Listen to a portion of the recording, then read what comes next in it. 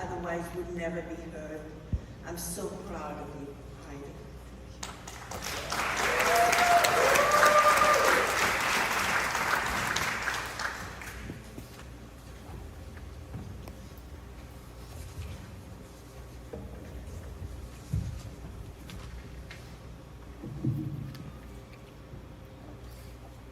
Thank you.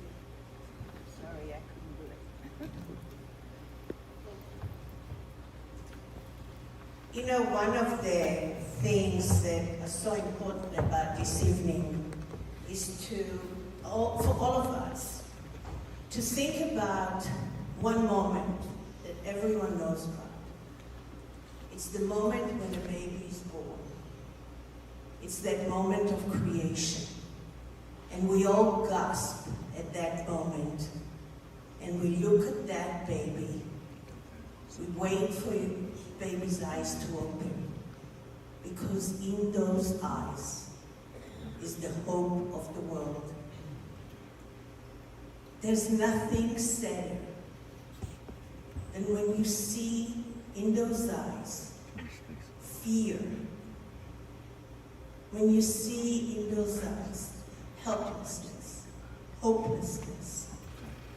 Because that, my dear friends, is so much of what we are seeing today everywhere. The reality is that intolerance, as I said, and hate, excuse me, have been so normalized. The reality is that sex trafficking is a $300 billion business on the back of young girls from all cultures, which is unacceptable. I have seen 6-year-old girls being sold for $1 in DRC because the girl was hungry, and with that $1 she bought a cup of rice for herself and her family. What we've seen here is so much worse.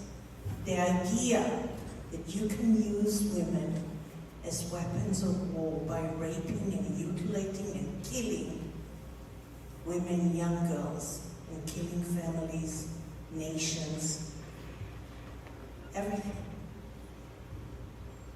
This moment and these people being here today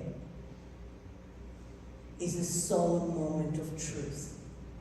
I hope you all take it with you and spread it. Thank you.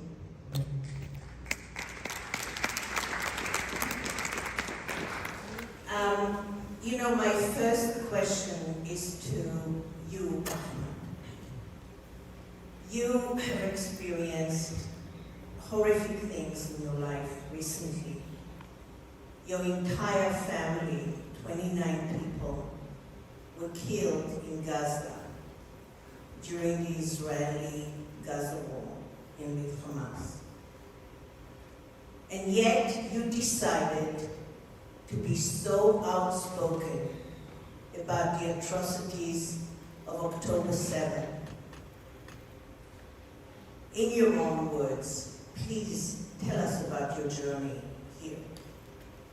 Well, thanks again for having me, and I appreciate you recognizing earlier that it is incredibly difficult to be here, not just because of the challenges of trying to hold multiple truths and acknowledge the suffering of Israeli victims of October 7th, as I also hold space for my own family and my own people who are being killed as we speak in this horrendous war started by Hamas. I also want to be clear that I'm not here to talk politics. I do a lot of politics. You can go to my Twitter or whatever. I'm here to keep the focus on the victims of October 7th, specifically the Israeli women who were victimized and abused on October 7th.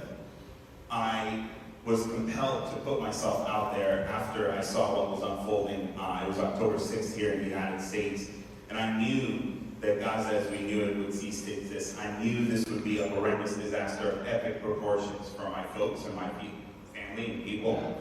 I was also horrified by the dehumanization of Israeli victims on October 7th, the celebration of taking women and children as hostages and relegating relegating that to a mere act of resistance. This idea that October 7th was entirely unavoidable and that it was only a consequence of policies that Israel committed. I maintain that it was entirely avoidable and that Hamas made choices that harmed Israelis and harmed the people of Gaza.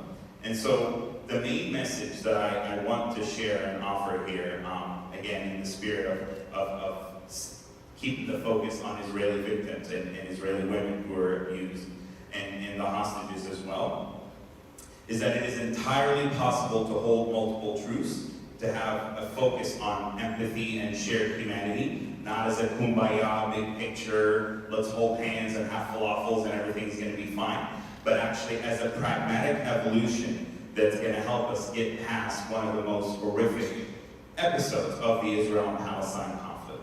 And so I can feel empathy for Israeli women, I can feel sadness and horror, I can talk to Israeli hostage families as I have, I can talk to former hostages, while I also am critical of the war and the killing of my family members, children as young as 3 and 4 months old, shredded to pieces, my aunt Zainab, my uncle Abdullah, all of my family members that I grew up with, my homes being destroyed.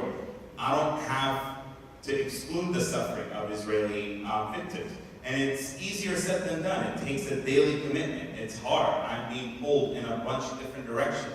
People on the pro-Palestine side, people on the pro-Israel side, everybody's projecting onto me what I need to be saying, what I need to be doing. And I've decided that I'm going to speak my truth, leveraging my lived experience, my contacts and connections with the Jewish community, but also my contacts with my people and my family. And I want to just be one last thing clear. It's like I never claim to speak on behalf of the Palestinians. I speak for myself. I operate solo. I have a very unique lived experience.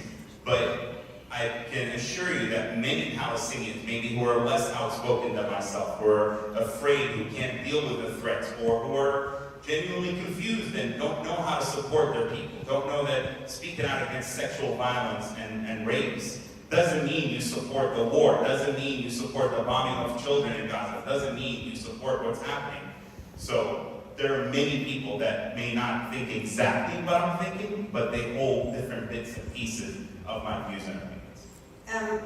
You know, earlier we spoke about why is it okay that Hamas, or is it okay for a lot of the Palestinian people living in Gaza, that Hamas has been using them as human shields, using children as human shields, coming through those tunnels and sacrificing their own people. So my question to you is, what is your perspective on Hamas as leadership, as a government in Gaza? And what is the plight for the Palestinian people in view of that? Certainly, and despite being out of Gaza for many years, like I said, my immediate and extended family were there. I tried to build an internationally run Israeli-approved airport in Gaza in 2015. I have contacts and networks there and feel that I can speak from experience and actual data. And the truth is, while Hamas does in fact have a base of support that I personally would not put beyond 30%, a large number of the people of Gaza, including those who once upon a time supported Hamas, are furious with what the group has done for almost 2 decades in terms of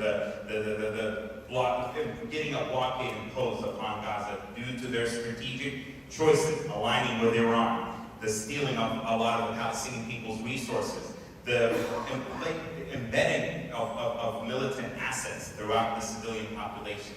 That is an open secret, something that is known to the NGOs and the UN and the international community that for years, through good intentions, inadvertently enabled Hamas to entrench its control. The people of Gaza protested against